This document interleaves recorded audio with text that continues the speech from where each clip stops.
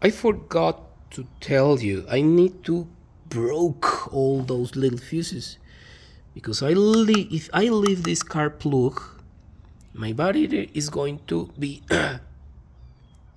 completely drained out. I just check one of the cells that I repair. The first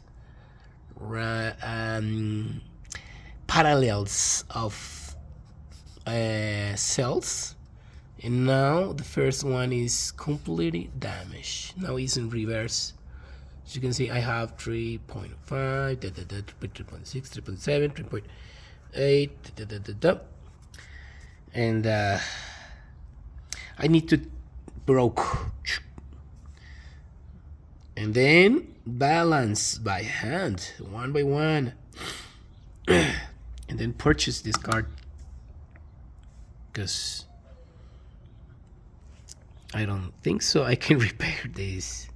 Nah, I'm not Batman and Robin too.